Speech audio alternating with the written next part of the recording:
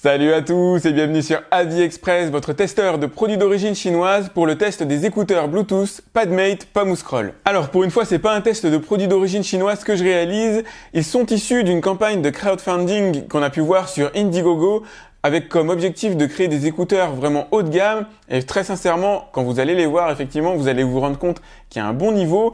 Maintenant, c'est une campagne qui était démarrée pour gagner environ dans les 20 000 $ pour leur conception, qui a récolté plus de 2 millions de dollars. Déjà, ça en dit long sur la campagne elle-même, sur le produit qui est en développement et il est d'ailleurs toujours en vente sur cette campagne-là et en ce moment, le tarif est assez dérisoire par rapport à la valeur apportée par les écouteurs. Donc du coup, je vous conseille réellement d'aller voir le lien que je vous ai mis dans la description. Nous, on va commencer tout de suite à discuter sur les écouteurs. Le premier abord du produit, c'est cette boîte qui est belle et pour ne pas dire très belle, plein de petits hexagones brillants à la lumière. Ça a été extrêmement bien fait, le petit logo Pamu ici, une barre métallisée aimantée là pour refermer la boîte. On est sur un petit écrin en cuir et ça effectivement dans le monde des écouteurs chinois ça n'existe tout simplement pas. D'ailleurs même dans le monde de ce type d'écouteurs là aujourd'hui il est assez difficile de trouver des étuis en cuir comme celui-là. C'est très beau, très bien réalisé. Ici, bien sûr, on a un petit dock de chargement aimanté. Donc, si je les replace, hop, ça se remet en place tout seul. Ça ne flotte pas à l'intérieur de la boîte. Elle est tout simplement magnifique. Elle se recharge par le petit port micro USB qui se trouve ici.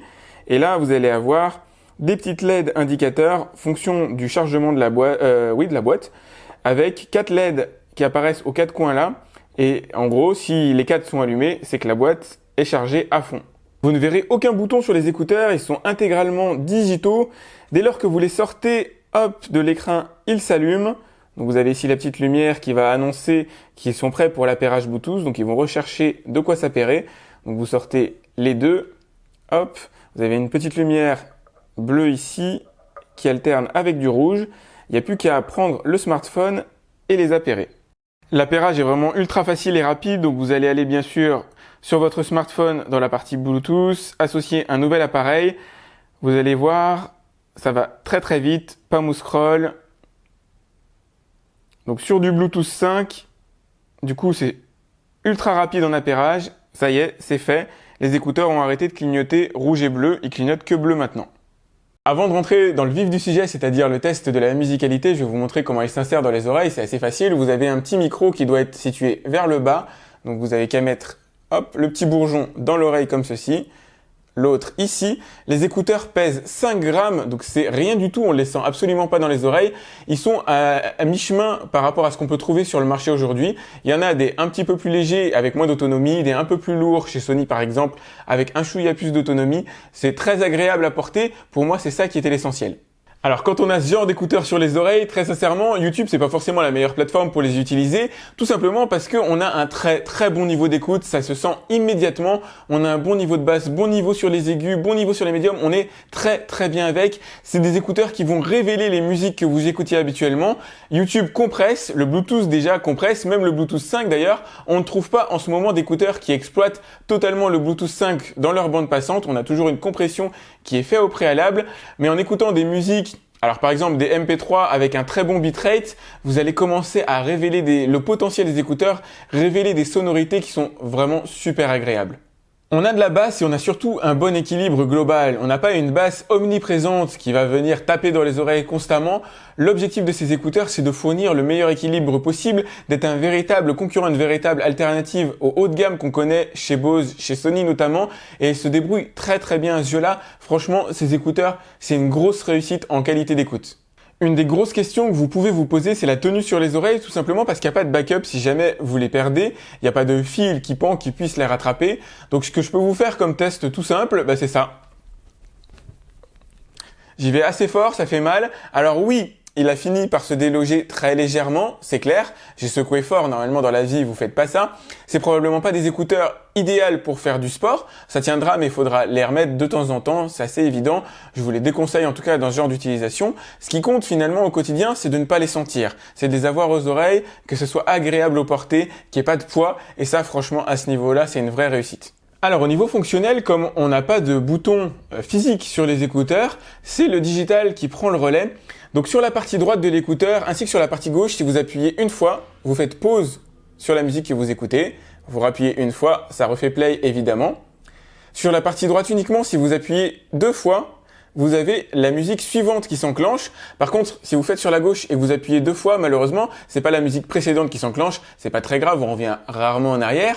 Si vous faites 2 fois ici, vous enclenchez Siri ou Google Home, l'équivalent de Google Home, OK Google. Donc ça marche en général plutôt bien. Hop, voilà.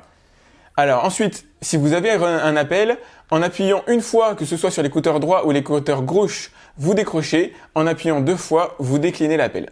On n'a pas vu comment les éteindre, c'est tout simple, puisqu'il n'y a pas de bouton. Pour les éteindre, vous les remettez ici dans leur petite boîte, tous les deux, hop, et ils vont se charger. Ça équivaut à l'extinction du produit.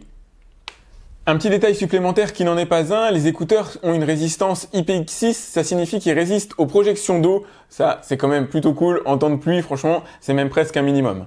Au niveau des appels, j'en profite pour dire aussi que les 2 écouteurs sont actifs. Vous entendez votre interlocuteur dans les 2 écouteurs et il y a 2 micros passés sur chaque écouteur qui permettent justement à votre interlocuteur de bien vous entendre. Ça marche impeccablement. On a un son véritablement riche dans ces écouteurs et c'est ce qui en fait la valeur en plus d'un tarif assez agressif, probablement dû au fait qu'ils ont tellement bien réussi leur campagne de levée de fonds sur Indiegogo que de toute façon aujourd'hui ils se permettent de proposer les écouteurs à un tarif plus bas que ce qu'ils avaient imaginé à l'époque pour les rentabiliser. Donc c'est plutôt cool à mon avis, c'est un gros sujet à suivre. Aujourd'hui, je leur vois très difficilement des concurrents à ce tarif-là. Vous allez voir, je vous ai mis le lien dans la description, ils sont vraiment cool.